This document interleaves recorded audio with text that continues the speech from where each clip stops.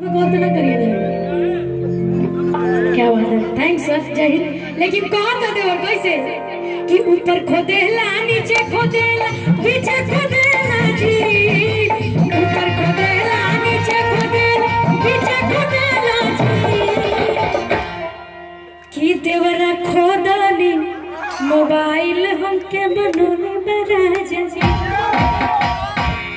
कहा तड़ी की एंड्रॉइड सेट हमके बना देले भाई कैसे कि ऊपर खोदेला नीचे खोदेला पीछे खोदेला जी, ऊपर खोदेला नीचे खोदेला पीछे खोदेला जी, देवरा खोदानी मोबाइल हमके बनोले बराजा जी, देवरा खोदानी मोबाइल हमके बनोले बराजा जी, देवरा खोदानी मोबाइल हमके बनोले बराजा जी, देवरा खोदानी मोबाइल हमके बनोले बराजा जी, देवरा खोदानी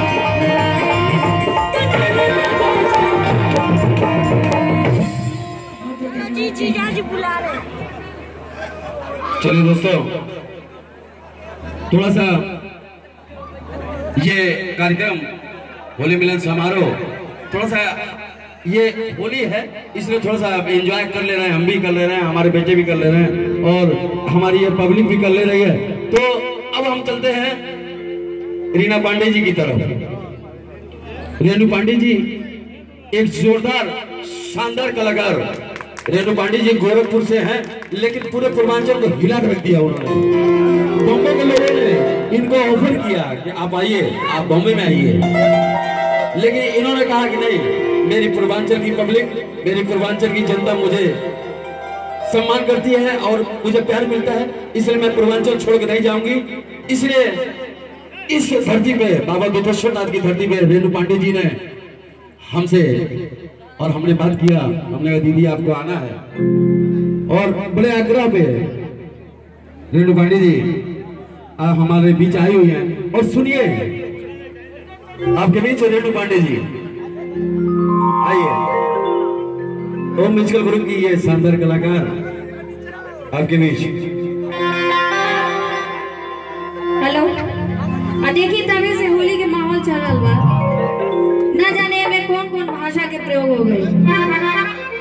तब मेन होली देवरा भौजाई के होली होला, लेकिन सब लोग खिंचा गए। तनी जोरदार ताली आके तरफ से हो गई। अरे आगे से डाल दा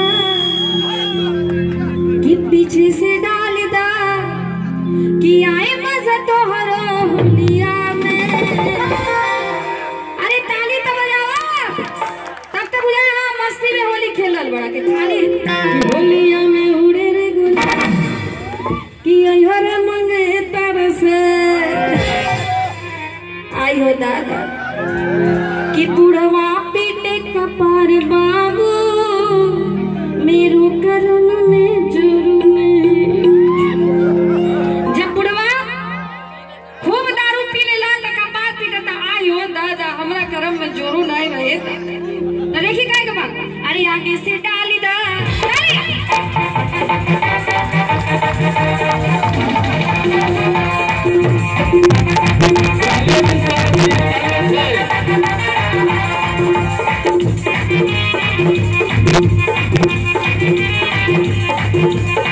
आगे से डाली दा पीछे से डाली दा, आगे से डाली दा पीछे से डाली दा, आए मजा तोहरा